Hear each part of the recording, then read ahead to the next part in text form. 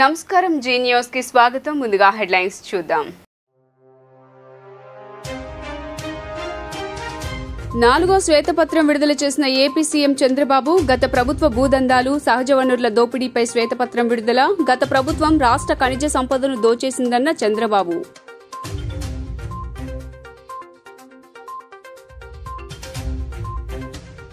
Nominated పోస్టులపై జనసేన అధినేత AP deputy CM Pawan Kalyan కీలక వ్యాఖ్యలు. నా కుటుంబ సభ్యులెవరూ టీటీడీ చైర్మన్ పదవి అడగలేదు. పార్టీ కోసం కష్టపడిన వారిని మర్చిపోమని స్పష్టం.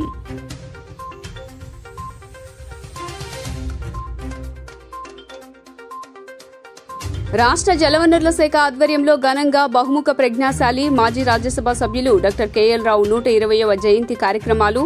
కేఎల్ రావు విగ్రహానికి ఘన నివాళులర్పించిన irrigation minister Nimmala Ramanaidu, MLA Bonda Uma. KL Rao స్ఫూర్తితో పోలవరం ప్రాజెక్టు నిర్మాణం పూర్తి చేస్తామని వెల్లడి.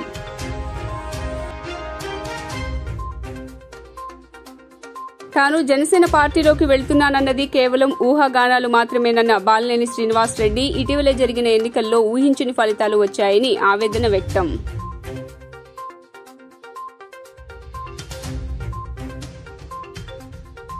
పాయగాపురం రైతు బజార్లో రాయితీపై అందిస్తున్న కందిపప్పు, బియ్యం ప్రత్యేక కౌంటర్ ప్రారంభించిన సెంట్రల్ ఎమ్మెల్యే బోండా ఉమామహేశ్వరరావు. నిత్యావసర ధరలను అదుపు చేయటమే తమ ప్రభుత్వ లక్ష్యమంటూ స్పష్టం.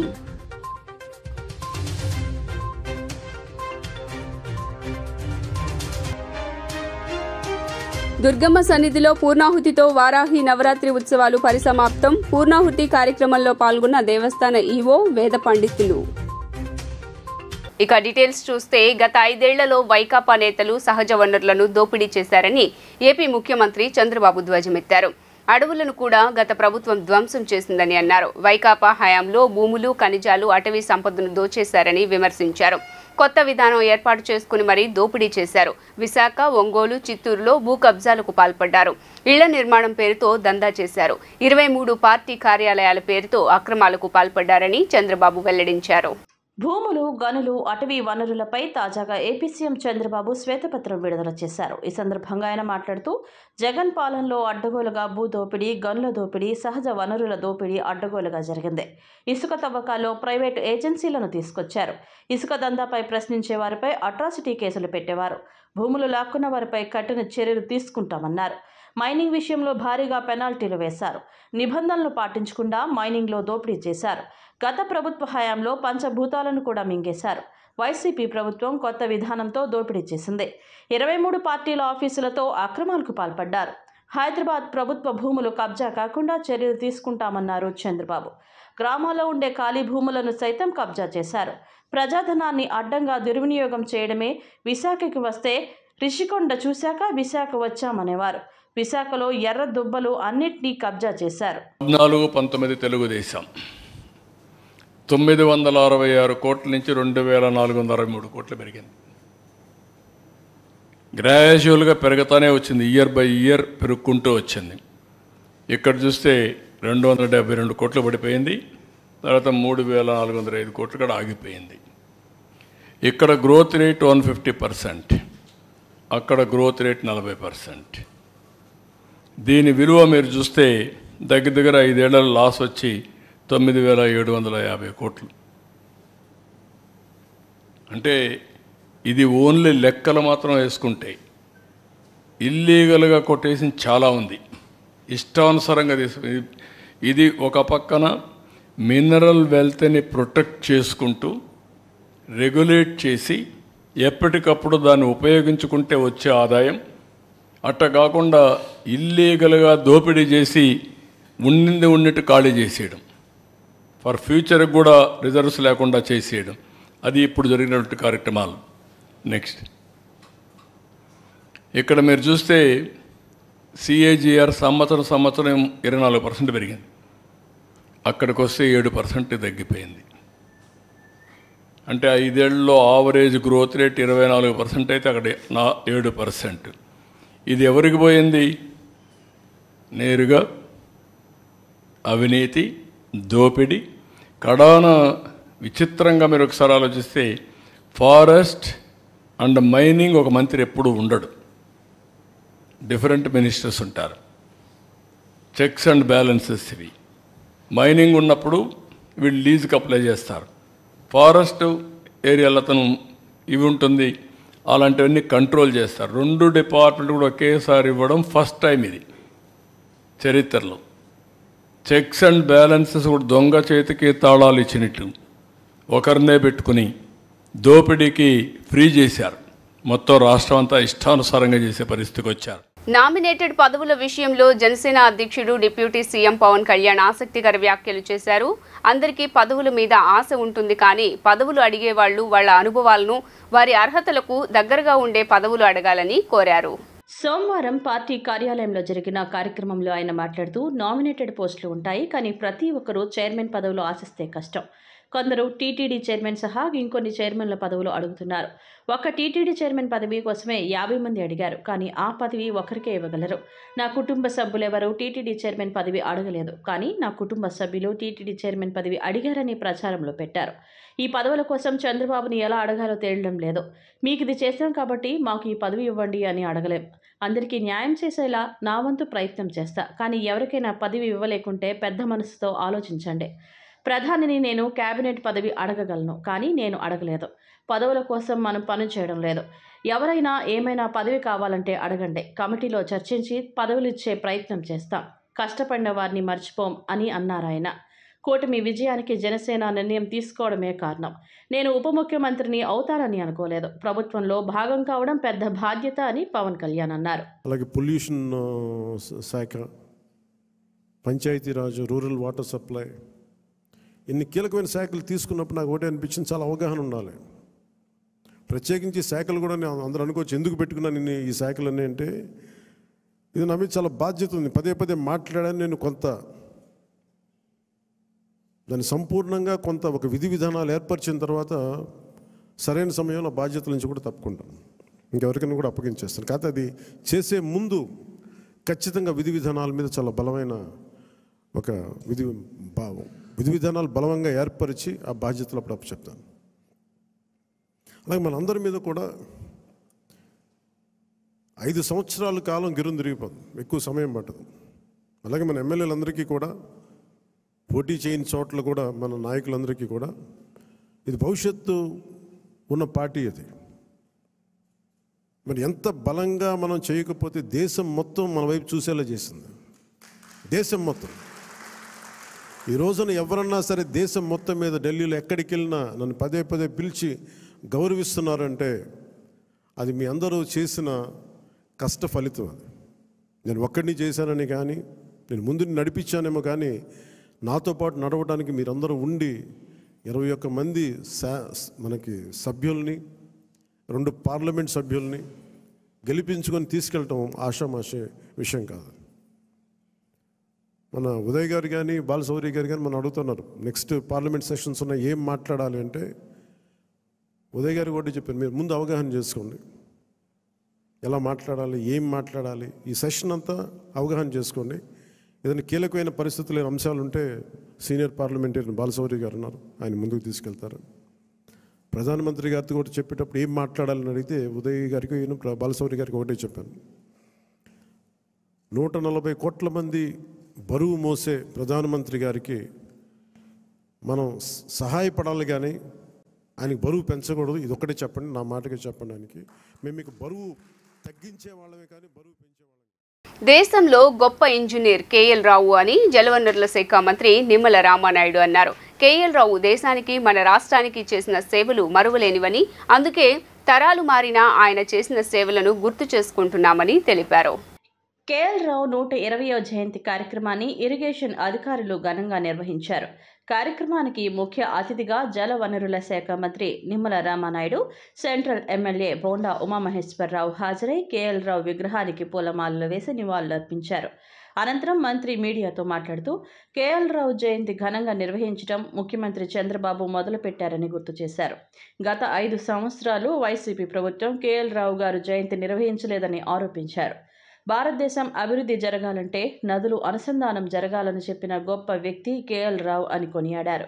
50 సంవత్సరాల ముందే దూరదృష్టిగా ఆలోచించారని, ఉమ్మడి ఆంధ్రప్రదేశ్కు త్రాగు, సాగునీరు అందించారన్నారు. నాగార్జున సాగర్ లాంటి అతిపెద్ద ప్రాజెక్టును రాతి కట్టడంతో కట్టారని గుర్తు చేశారు. అధికారంలోకి వచ్చిన వెంటనే ముఖ్యమంత్రి చంద్రబాబు పోలవరంపైనే ప్రత్యేక దృష్టి పెట్టారన్నారు. కేంద్ర ప్రభుత్వ సహాయ సహకారంతో రాష్ట్రంలో అన్ని ప్రాజెక్టులు పూర్తి చేస్తామని స్పష్టం చేశారు. కేఎల్ రావు గారి జయంతి సందర్భంగా ఏర్పాటు చేసినటువంటి యొక్క కార్యక్రమంలో ఇప్పటివరకు పాల్గొని వెళ్ళినటువంటి మన శాసనసభ్యులు బొండా ఉమ్మ గారికి, అదేవిధంగా వేదికను అలంకరించినటువంటి మన అడ్వైజర్ వెంకటేశ్వరరావు గారికి, ఈఎన్సి శ్రీనివాస్ గారికి, మన సాయిరాం ప్రసాద్ సిఈ గారికి, మన ఆళ్ల గోపాల కృష్ణ గారికి, మన డివిజన్ కార్పొరేటర్ ఉమ్మడి వెంకటేశ్వరరావు గారికి, ఇంకా వేదిక ముందున్నటువంటి ఈ యొక్క ఇరిగేషన్ శాఖ డిపార్ట్మెంట్కి సంబంధించినటువంటి అధికారులకు, పాత్రికేయ మిత్రులకు, రైతు నాయకులకు అందరికీ కూడా ముందుగా నా హృదయపూర్వకమైనటువంటి నమస్కారాలు మీ అందరికీ కూడా తెలియజేసుకుంటూ, గత 5 సంవత్సరాల్లో ఏదైతే ఇసుక, లిక్కరు, మైన్స్, ల్యాండ్స్ మీద ఉన్నటువంటి శ్రద్ధ ప్రభుత్వానికి ఏదైతే కాటన్ మహాశయుడు, కేఎల్ రావు, విశ్వేశ్వరయ్య, మరి ఏదైతే శ్రీరామకృష్ణ వీళ్ళ మీద లేకపోవడం, శివరామకృష్ణ మీద లేకపోవడం మరి చాలా చాలా దురదృష్టకరమైనటువంటి విషయం. అందుకే ఈరోజు మళ్ళీ ఎన్డీఏ ప్రభుత్వం అధికారంలోకి వచ్చింది.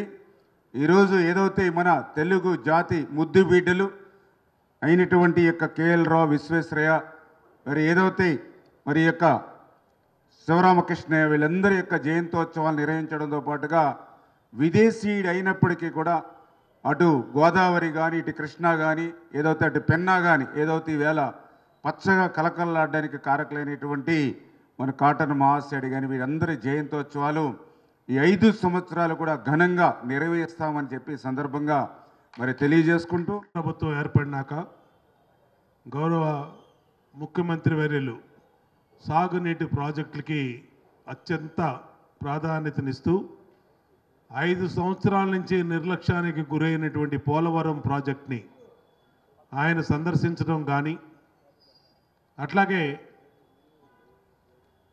ప్రపంచంలో అత్యున్నతమైనటువంటి ఇంజనీర్ల బృందాన్ని పోలవరం ప్రాజెక్టుకు తీసుకురావడం కానీ, దాంట్లో రాష్ట్ర మంత్రివర్యులు, ఇరిగేషన్ శాఖ మంత్రివర్యులు నిమ్మల రామానాయుడు గారు, అలాగే మన ఈఎన్సీ గారు, ఇంజనీర్లు, సిఈలు, ఎస్సీలు అందరం కూడా మళ్ళీ ఈరోజు తాగునీటి ప్రాజెక్టులు, సాగునీటి ప్రాజెక్టులని మళ్ళా పూర్వ వైభవం తీసుకొచ్చే దిశగా తెలుగుదేశం ప్రభుత్వం పనిచేస్తూ ఉంది. సంతోషం. ఎందుకంటే రేపు మనకి జీవనాడి అయినటువంటి పోలవరం పూర్తవ్వాలి. ఏ కళలు కన్నారో కేఎల్ రావు ఆ కళలన్నీ నెరవేరాలి. గతంలో 2014, 2019 మేము ఎమ్మెల్యేలుగా, చంద్రబాబు నాయుడు గారు ముఖ్యమంత్రిగా ప్రతి సంవత్సరం కూడా ఆ మహానుభావుడు ప్రపంచ మేధావి అయినటువంటి ఇంజనీరింగ్ రంగ నిపుణుడైనటువంటి కేఎల్ రావు గారికి ఆయన జయంతికి, వర్ధంతికి ఘన నివాళులు అర్పించేవాడు. గత 5 సంవత్సరాల్లో కనీసం విగ్రహానికి రంగేసిన వాళ్ళు లేరు.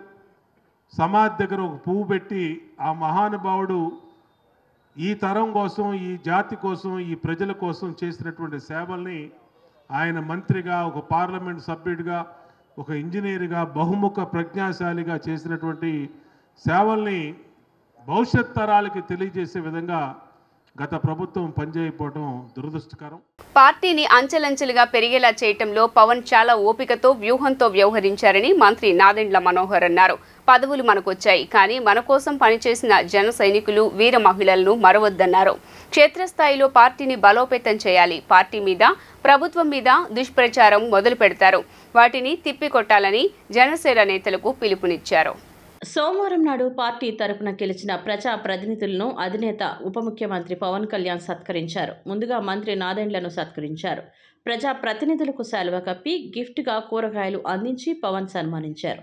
అనంతరం పవన్ కళ్యాణ్ను జనసేన ప్రజా ప్రతినిధులు సన్మానించారు. ఈ సందర్భంగా మంత్రి నాదెండ్ల మాట్లాడుతూ కూటమి ప్రభుత్వంలో ఉన్నామని మిత్రపక్షాలతో సమన్వయంతో వెళ్లాలన్నారు. క్షేత్రస్థాయిలో ఎలాంటి ఇబ్బంది మచ్చ రాకుండా అందరూ పనిచేయాలని మంత్రి సూచించారు.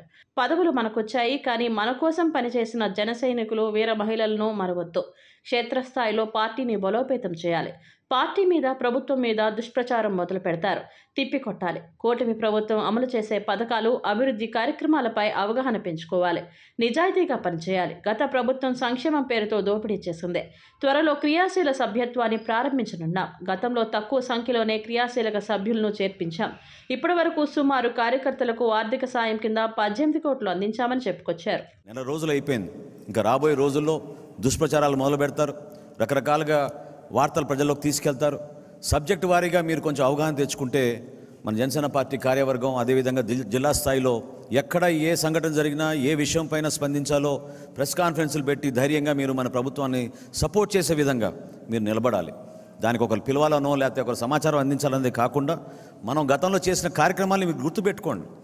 ఏ విధంగా ఆ రోజు ఇసుక కొరత గురించి భవన నిర్మాణ కార్మికుల కోసం మన అధ్యక్షులు వారు నిలబడ్డారు, ఏ విధంగా మనం లాంగ్ మార్చ్ ఆ రోజు చేశాం, ఏ విధంగా కౌలు రైతుల కోసం మనం ఆయన స్వయంగా 5 కోట్ల రూపాయలు ఇస్తే 1,00,000 రూపాయల చొప్పున ఆత్మహత్య చేసుకున్న కుటుంబాలకి సుమారు 2,000 మందికి రాష్ట్ర వ్యాప్తంగా జిల్లాల వారీగా మనం పర్యటించి అందించగలిగాం.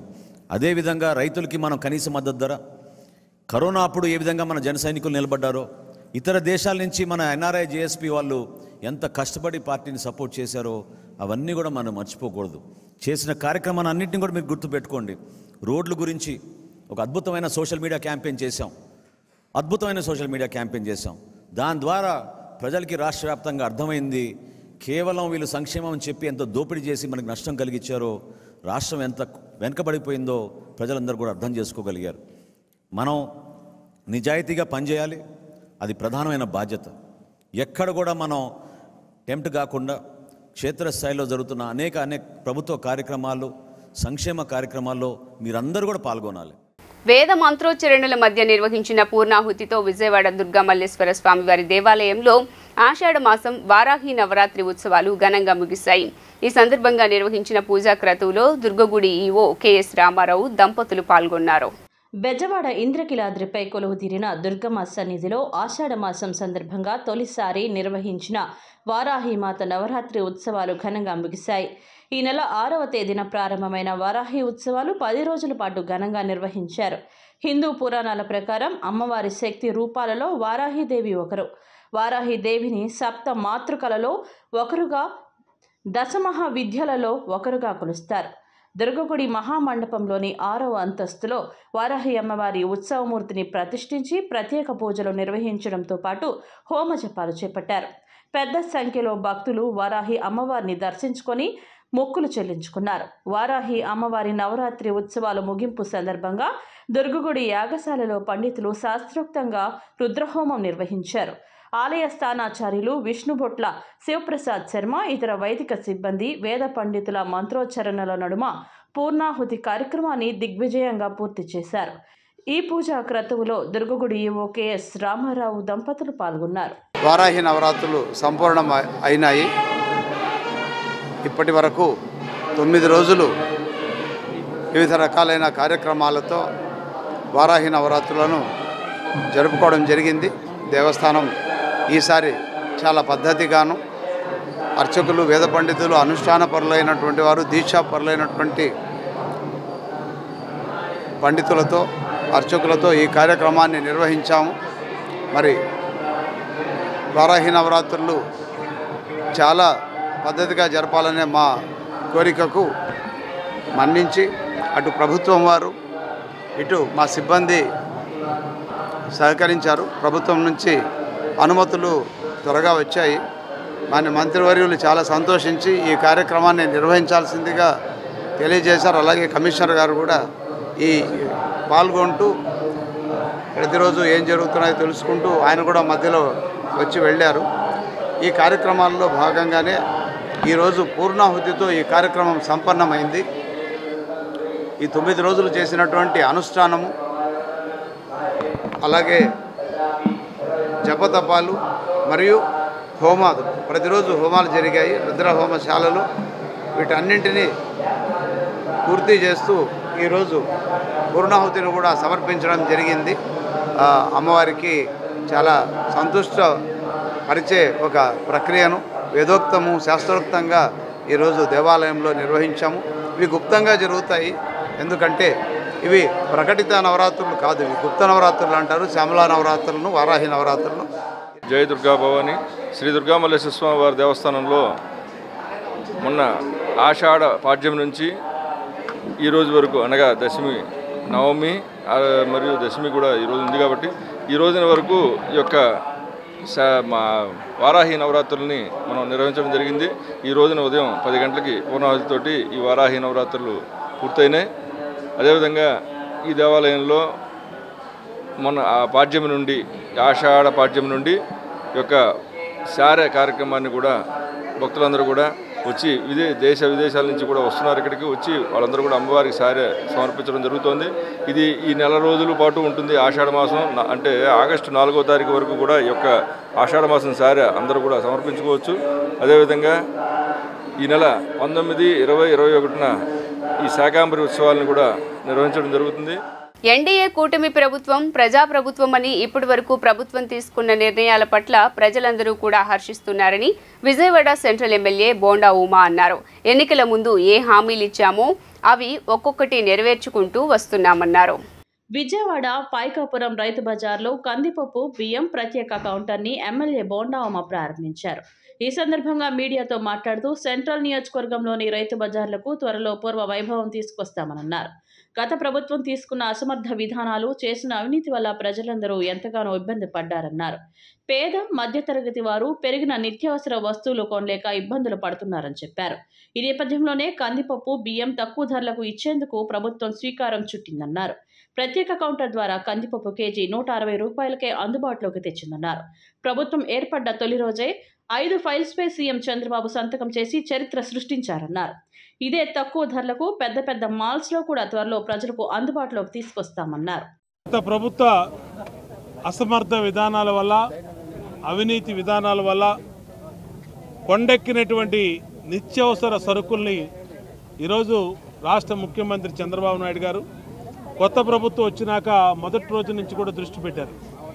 ఏ విధంగా ప్రజల మీద భారాలను తగ్గించాలి, ఏ విధంగా ప్రజలకు అందుబాటులో నిత్యావసర సరుకులు తీసుకురావాలి, ఒక పద్ధతి ప్రకారం తీసుకురావడంలో భాగంగా ఈరోజు ప్రతి రైతు బజార్లో కందిపప్పు అలాగే రైసు స్టాల్స్ని ఓపెన్ చేసి కొండెక్కినటువంటి 220 రూపాయలు, 230 రూపాయలు ఉన్న కందిపప్పుని 160 రూపాయలకే రైతు బజార్లో ప్రజలకు అందుబాటులో తీసుకొచ్చాం. దీనివల్ల ప్రజలకి కిలోకి 50-60 రూపాయలు లాభం వస్తూ ఉంది.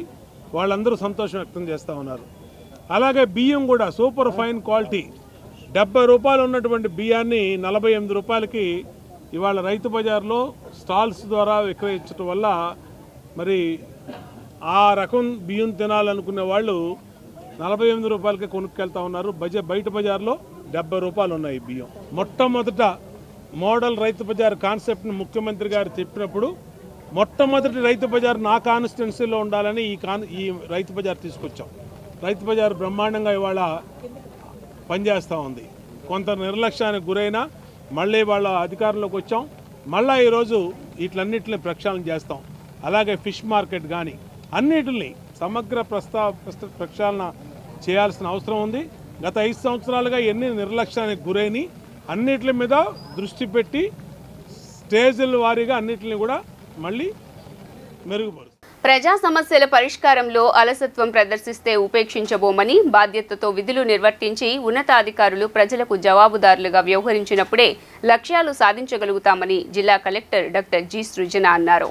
ప్రజా సమస్యల పరిష్కార వేదిక ద్వారా సోమవారం జిల్లా కలెక్టర్ డాక్టర్ జి సృజన పింగళి వెంకయ్య సమావేశ మందిరంలో ప్రజల నుండి అర్జీలను స్వీకరించారు. ఈ సందర్భంగా అధికారులతో కలెక్టర్ మాట్లాడుతూ విధులు నిర్వహించడంలోనూ ప్రజల సమస్యల పరిష్కారంలోనూ అలసత్వం ప్రదర్శించే అధికారులను ఉపేక్షించబోమన్నారు. ఉద్యోగులకు, అధికారులకు ప్రభుత్వం సెలవులు కేటాయించినప్పటికీ వాటిని వినియోగించుకోవడంలో నిర్దిష్టమైన నిబంధనలు ఉంటాయన్నారు. ఉన్నతాధికారుల ముందస్తు అనుమతి లేకుండా సెలవులు పెడితే వాటిని అనుమతించబోమన్నారు. విధి నిర్వహణ ఎంత బాధ్యతగా నిర్వర్తిస్తే అంతే పారదర్శకంగా ప్రజల సమస్యలను పరిష్కరించాలన్న ఆలోచన ధోరణి ఉంటుందన్నారు. విధి నిర్వహణలో అధికారుల పనితీరు ప్రభావం కింద స్థాయి సిబ్బందిపై కూడా పడుతుందన్నారు.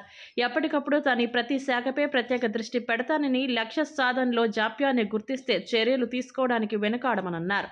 వార్తాపత్రికల్లో వస్తున్న వ్యతిరేక వార్తలపై ఆయా శాఖల అధికారులు దృష్టి సారించి అదే రోజు వార్తకు సంబంధించిన వివరణ నివేదికను అందజేయడంతో పాటు ప్రచురించిన వార్తాపత్రికలకు పంపేలా చర్యలు తీసుకోవాలన్నారు. ప్రజా సమస్యల పరిష్కార వేదిక ద్వారా ప్రజల నుండి స్వీకరించిన అర్జీలకు నిర్దిష్ట గడువులోపు శాశ్వత పరిష్కారం చూపి ప్రజల మన్ననలు పొందాలని కలెక్టర్ సూచించారు. ప్రజా సమస్యల పరిష్కార వేదికలో ప్రజల నుండి వివిధ శాఖలకు చెందిన 95 అర్జీలు స్వీకరించగా వీటిలో రెవెన్యూ 32, మున్సిపల్ కార్పొరేషన్ 14, పోలీస్ 10, అటవీ శాఖ 1, విద్యాశాఖ 9, మత్స్యశాఖ 1, గురుకుల విద్యాలయ సంస్థ 2, దేవాదాయ 1, డిఆర్డీఏ 8, ఉపాధి కల్పన 3, వైద్య ఆరోగ్య శాఖ 1, పంచాయతీరాజ్ 7, పౌర సరఫరాలు 2, బీసీ వెల్ఫేర్ 3, రోడ్డు భవనాలు 1 ఉన్నాయన్నారు. ప్రజల నుండి స్వయంగా 45 అర్జీలు, ఆన్లైన్ ద్వారా 50 అర్జీలు స్వీకరించడం జరిగిందన్నారు. ప్రజా సమస్యల పరిష్కార వేదిక కార్యక్రమంలో joint collector doctor P Sampath Kumar, DRO V Srinivasarao, special deputy collector Kiranmayi, forest settlement officer TM Raju, Aarogyasri coordinator doctor J Suman, DRDA PD K Srinivasarao, DMHO doctor M Suhasini, ICDS PD G Umadevi, DEO Venkata Subbarao, వ్యవసాయ అధికారిని ఎస్ నాగమనెమ్మ, జిల్లా క్షయవ్యాధి కంట్రోల్ అధికారిని doctor Usharani, GGH superintendent doctor Venkateswararao, LDM Priyanka, ఉద్యాన అధికారి Balaji Kumar, RWS C D Venkataramana, Sarvashiksha Abhiyan Umamaheswararao, DIPRO U Surendranath, వివిధ శాఖలకు చెందిన జిల్లా స్థాయి అధికారులు పాల్గొన్నారు. సార్వత్రిక ఎన్నికల్లో వైసీపీ ఘోర పరాజయం పాలవటంతో రాష్ట్రంలో రాజకీయ సమీకరణలు వేగంగా మారుతున్నాయి. మాజీ మంత్రి బాలినేని శ్రీనివాసరెడ్డి వైసీపీకి గుడ్ బై చెప్పి జనసేనలో చేరుతున్నారంటూ ఫలితాలు వచ్చిన మరుసటి రోజు నుంచి నేటి వరకు పెద్ద ఎత్తున ప్రచారం జరుగుతోంది. అయితే ఈ వార్తలపై బాలినేని ఓ క్లారిటీ ఇచ్చారు. తాను జనసేన పార్టీలోకి వెళ్తున్నాననేది కేవలం ఊహాగానాలు మాత్రమేనని, అందులో ఎలాంటి వాస్తవం లేదని తేల్చి చెప్పారు. ఈ మేరకు బాలినేని మాట్లాడుతూ ఇటీవల జరిగిన ఎన్నికల్లో ఊహించని ఫలితాలు వచ్చాయనన్నారు. ఎన్నికలకు ముందు ఇవే తన చివరి ఎన్నికలు అని చెప్పానని గుర్తు చేశారు. ఎవరి ఆలోచన ఏంటో ప్రజలు నన్ను గెలిపించలేదు. ఫలితాలు అనంతరం మా కార్యకర్తల మీద కేసులు పెట్టడం, దాడులు చేయడం చేశారు. గతంలో మేము ఇలానే చేస్తే మీ పరిస్థితి ఎలా ఉండేది? రాజకీయాలు నేను వద్దనుకున్న సమయంలో మా కార్యకర్తలపై దాడులు చేసి నన్ను తిరిగి తీసుకువచ్చి రాజకీయం మీరే చేస్తున్నారు. నేను ఎక్కడికి వెళ్లేది లేదు. ఒంగోలులోనే ఉంటా. మీరు ఏదైనా చేయాలనుకుంటే డైరెక్ట్గా నా మీదే చేయండి. దుష్ప్రచారం చేసి నా కొడుకుపై కూడా ఆరోపణలు చేశారు. మా వియ్యంకుడి వ్యాపారాలపై కూడా ఆరోపణలు చేశారు. ఇప్పుడు అధికారం మీదే. తప్పు జరిగి ఉంటే చర్యలు తీసుకోవచ్చు అని తెలిపారు. 2019 ముందుల కమ్మ పాలనలో మమ్మల్ని అడ్డగించి అమరవాద పాలన చేసినా కూడా వాళ్ళ మీద అధికారం వచ్చిన తర్వాత చిన్న కేసు కూడా పెట్టలేదు. మా క్యారెక్టర్ అట్లాంటిది. మరి ఎలక్షన్ అయిన తర్వాత కార్యకర్తల మీద, అమాయకుల మీద కొట్టడం, మరి వాళ్ళ మీద బూతులు తిట్టడం, కేసులు పెట్టడం, దౌర్జన్యాలు చేయటం ఎన్నో చేశారు. మీ అందరూ తెలుసు. మురళిని కానీ వీళ్ళందరినీ ఎలా కొట్టారో, కానీ వాళ్ళ మీద కేసులు పెట్టడం కూడా, సరైన కేసులు పెట్టడం కూడా లేదు. అంటే పోలీసులు వన్ సైడ్గా చేశారు. మా మీద ఆ రోజు మురళి ప్రెస్ మీట్ పెట్టా అని చెప్పి కొట్టారంట. నేను అధికారంలో ఉన్నప్పుడు, మంత్రిగా ఉన్నప్పుడు కూడా బోల్డ్ మంది ప్రెస్ మీట్లు పెట్టారు. టీడీపీ వాళ్ళు ఇష్టం వచ్చినట్టు మాట్లాడారు. అంటే ఇప్పుడు వాళ్ళు ఇష్టం మాట్లాడినప్పుడు మేము కూడా ఆ రోజు చర్యలు తీసుకుంటే ఏమయ్యేవాళ్ళు? మాకు చేత కాకనా? అంటే ఏంటి మీ ఉద్దేశం? ఈ రకంగా చేయటం మంచి పద్ధతి కాదు. నేనైతే వాస్తవానికి ఎందుకులే మనకి ఈ రాజకీయాలు ఇంకా వద్దు అనుకునే పరిస్థితిలో మీరే నన్ను మళ్ళా తీసుకొచ్చారు రాజకీయాలకి. ఈ ప్రతిపక్షాలను కూడా ఈ సభాముఖంగా తెలియజేసుకుంటాను. విజయవాడ నగరపాలక సంస్థలో ప్రజా ఫిర్యాదుల పరిష్కార వేదిక కార్యక్రమం ప్రతి సోమవారం ఉదయం 10 గంటల నుండి విజయవాడ నగరపాలక సంస్థ ప్రధాన మరియు జోనల్ కార్యాలయాల్లో నిర్వహిస్తున్నామని, ప్రజలు ఈ కార్యక్రమాన్ని సద్వినియోగం చేసుకోవాలని నగర in charge commissioner doctor A Mahesh పేర్కొన్నారు. నేడు ఆ కార్యక్రమంలో భాగంగా పలు ప్రదేశాల నుండి వచ్చిన వినతులను ఆయన స్వీకరించారు. ఈ సందర్భంగా ఆయన మాట్లాడుతూ ప్రజలకు ఇబ్బంది లేకుండా వీఎంసీ అన్ని చర్యలు తీసుకుంటుందని అన్నారు. పరిసరాల పరిశుభ్రత, నీటిని వేడి చేసుకుని త్రాగడం లాంటి పనులు చేసి ప్రజలు తమ ఆరోగ్యం పట్ల శ్రద్ధ తీసుకోవాలని సూచించారు. విజయవాడ కార్పొరేషన్ ప్రజలందరికీ నమస్కారం. సో మనము పీజీఆర్ఎస్ కార్యక్రమం అనేది స్టార్ట్ చేశాము. ఎవ్రీ మండే 10:30కి మనకి విజయవాడ మున్సిపల్ కార్యాలయంలో జరుగుతుంది. దానికి వివిధ రకాల నుంచి మనకి అర్జీలు వస్తున్నాయి. అన్నీ కూడా మ్యాక్సిమం 1 వీక్ టైంలోనే మనం పరిష్కారం చేస్తున్నాము. కొన్ని ఏవైతే ల్యాండ్ ఇష్యూస్ అవైతే ఉన్నాయో అక్కడ కూడా ఎటువంటి ఇబ్బంది లేకుండా మున్సిపాలిటీ తరఫున మేము అన్ని చర్యలు తీసుకుంటున్నాము. అదేవిధంగా మీరు కూడా కొద్దిగా అప్రమత్తంగా ఉండి ఈ రెయిన్ సీజన్లో తీసుకోవాల్సిన మెజర్స్ తీసుకోండి. లైక్ ఇప్పుడు నీళ్ళు వేడి చేసి తాగడము, తర్వాత మీ ఓవర్ హెడ్ ట్యాంక్స్ క్లీన్ చేసుకోవడము, మీ సమ్స్ క్లీన్ చేసుకోవడము, తర్వాత మీరు కూడా మీ చుట్టుపక్కల ప్రాంతాలన్నీ నీట్గా ఉండేలా చూసుకోవడము. సో ఈ విధంగా మీరు ప్రికాషన్స్ తీసుకోవడం వల్ల మనము ఈ సీజన్ని నుంచి ఎటువంటి ప్రమాదం, వ్యాధి గురి కాకుండా బయటపడవచ్చు. ఇది ఈ సందర్భంగా అందరికీ తెలియజేసుకున్నాను. Thank you. సామాజిక మాధ్యమాల్లో లైంగిక వ్యాఖ్యలు చేసే యూట్యూబర్లపై చర్యలు తీసుకోవాలని తరుణి తరంగాలు అధ్యక్షురాలు రావి శారద డిమాండ్ చేశారు. మహిళల పట్ల అసభ్యకరంగా ప్రవర్తిస్తున్న యూట్యూబర్ల విషయంలో ప్రభుత్వం స్పందించి కఠిన చర్యలు తీసుకోవాలన్నారు. బందర్ రోడ్ బెంచ్ సర్కిల్ సమీపంలోని సర్వోత్తమ గ్రంథాలయంలో తరుణి తరంగాలు ఆధ్వర్యంలో మహిళల పట్ల కొంతమంది యూట్యూబ్లో చేస్తున్న అనుచిత వ్యాఖ్యలపై సమావేశం నిర్వహించారు. ఈ సందర్భంగా తరుణి తరంగాలు అధ్యక్షురాలు రావి శారద మాట్లాడుతూ హనుమంతు ప్రణీత్ అనే యూట్యూబర్ చేసే వికృత వ్యాఖ్యలను ఉభయ తెలుగు రాష్ట్రాల ముఖ్యమంత్రులకు ట్యాగ్ చేస్తూ సాయి ధరమ్ తేజ్ ఈ ట్రాజడీని వెలుగులోకి తెచ్చారని చెప్పారు. ఇతను మాత్రమే గాక అనేక మంది లైంగిక వ్యాఖ్యలను కామెడీ పేరిట అలవోకగా చేస్తున్నారని అన్నారు. డార్క్ కామెడీ అంటున్నారు, రోస్టింగ్లు, ట్రోల్స్తో వెంటాడుతున్నారు. లైంగిక వీడియోలు టీనేజ్ పిల్లల మీద తీవ్ర ప్రభావం చూపుతోందని అన్నారు. వీటిని నియంత్రణ చేయడానికి ప్రభుత్వం, పోలీసు యంత్రాంగం, యూట్యూబ్ యాజమాన్యం చర్యలు తీసుకొని మన సమాజాన్ని రక్షించుకోవాల్సిన అవసరం ఎంతైనా ఉందన్నారు. ఇలాంటి చర్యలతో యువకులు పక్కదారి పడుతున్నారని, చిన్నారి పిల్లలు హత్యలకు గురవుతున్నారని వాపోయారు. ఇప్పటి వరకు ముఖ్యమంత్రి కానీ హోంశాఖ మంత్రి కానీ స్పందించకపోవడం బాధాకరమని అన్నారు.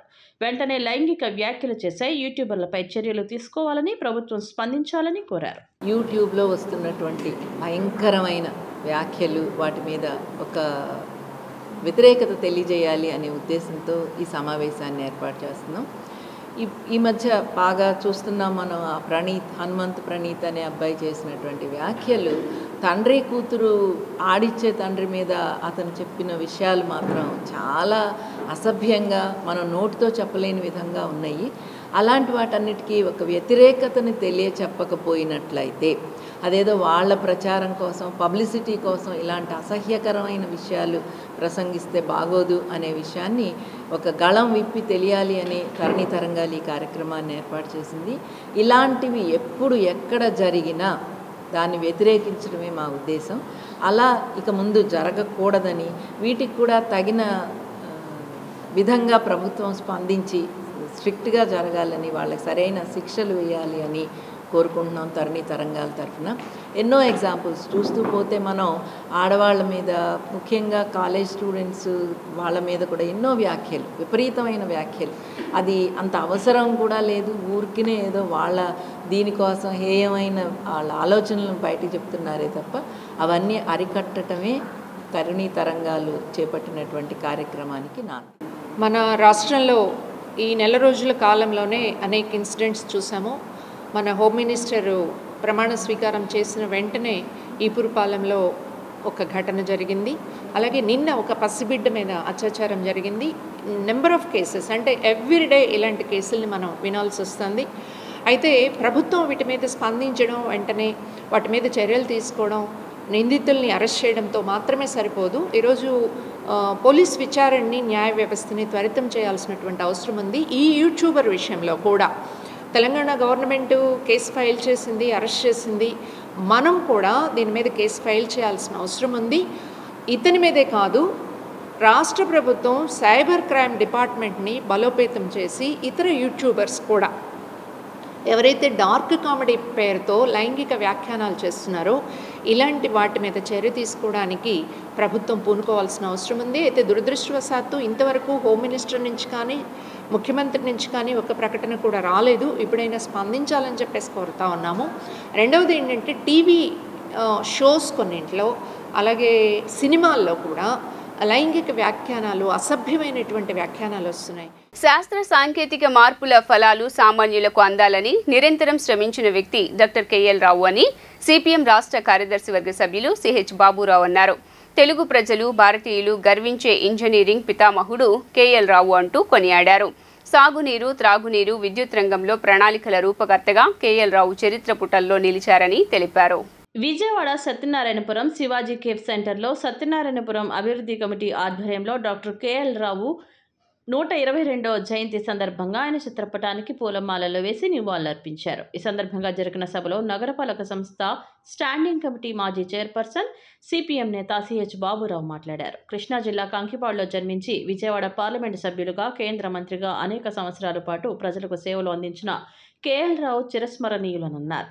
పద్మభూషణ్ అవార్డు గ్రహీత, ప్రజల ఆదరాభిమానాలను చెరుగొన్న మహనీయుడు కేఎల్ రావు అని తెలియజేశారు. తెలుగు రాష్ట్రాల్లోనూ దేశవ్యాప్తంగా అనేక నీటి ప్రాజెక్టులకు రూపకల్పన చేసిన ఇంజనీరింగ్ పితామహుడని, వ్యవసాయానికి సాగునీరు, ప్రజలందరికీ త్రాగునీరు, గ్రామీణ ప్రాంతాలతో సహా అందరికీ విద్యుత్ సౌకర్యం అందాలని అహర్నిశలు కృషి చేసిన మేధావి కేఎల్ రావు అన్నారు. విజయవాడ, కృష్ణా జిల్లా పరిసర ప్రాంతాల్లో కృష్ణానది కాలువ కట్టలు, కొండ ప్రాంతాలు, థర్మల్ స్టేషన్, టన్నల్స్ ఇంకా అనేక దీర్ఘకాలిక అభివృద్ధి కార్యక్రమాలకు రూపకల్పన చేసిన మార్గదర్శకుడు కేఎల్ రావు అని పేర్కొన్నారు.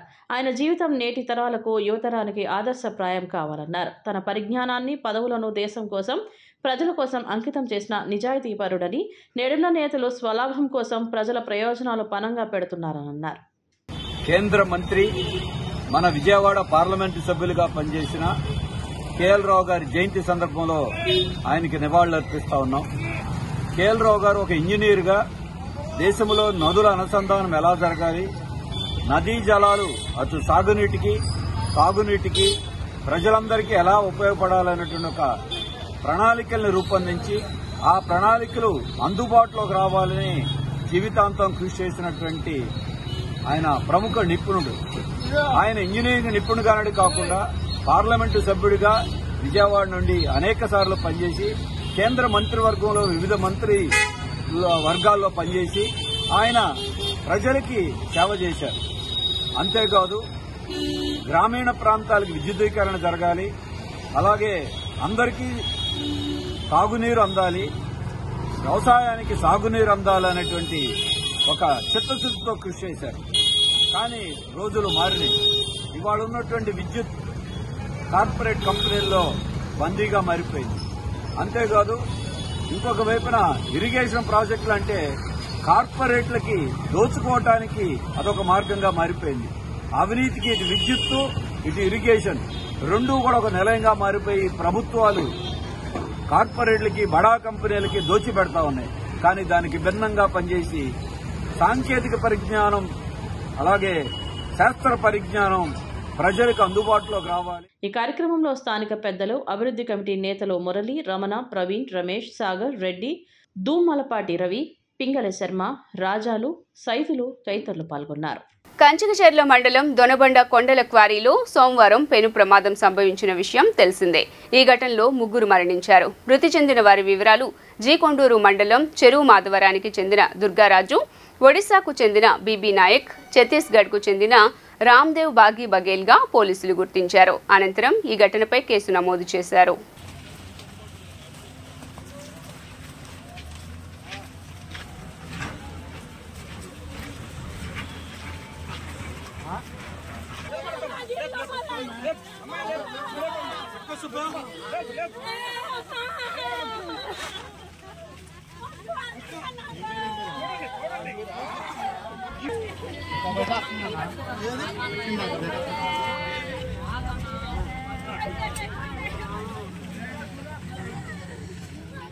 వార్తలు ముగించే ముందు హెడ్లైన్స్ మరోసారి. 4వ శ్వేతపత్రం విడుదల చేసిన ఏపీ సీఎం చంద్రబాబు గత ప్రభుత్వ భూదందాలు సహజ వనరుల దోపిడీపై శ్వేతపత్రం విడుదల. గత ప్రభుత్వం రాష్ట్ర ఖనిజ సంపదను దోచేసిందన్న చంద్రబాబు.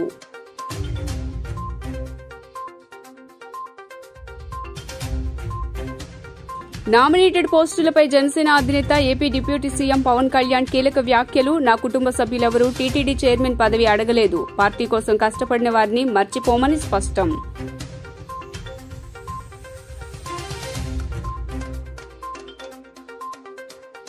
రాష్ట్ర జలవనరుల శాఖ ఆధ్వర్యంలో ఘనంగా బహుముఖ ప్రజ్ఞాశాలి మాజీ రాజ్యసభ సభ్యులు డాక్టర్ కేఎల్ రావు 120వ జయంతి కార్యక్రమాలు.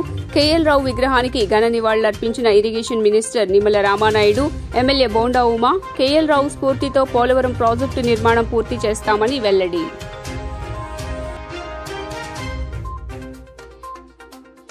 తాను జనసేన పార్టీలోకి వెళ్తున్నానన్నది కేవలం ఊహాగానాలు మాత్రమేనన్న బాలినేని శ్రీనివాసరెడ్డి. ఇటీవలే జరిగిన ఎన్నికల్లో ఊహించని ఫలితాలు వచ్చాయని ఆవేదన వ్యక్తం.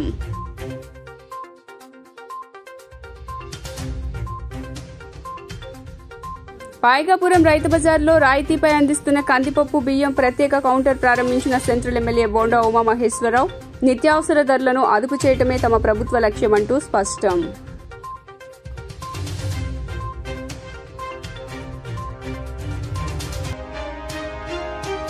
దుర్గమ్మ సన్నిధిలో పూర్ణాహుతితో వారాహి నవరాత్రి ఉత్సవాలు పరిసమాప్తం. పూర్ణాహుతి కార్యక్రమంలో పాల్గొన్న దేవస్థాన ఈవో, వేద పండితులు. జీ న్యూస్ ఇంతటితో సమాప్తం. తిరిగి వార్తల్లో మళ్లీ కలుద్దాం. అంతవరకు సెలవు. నమస్కారం.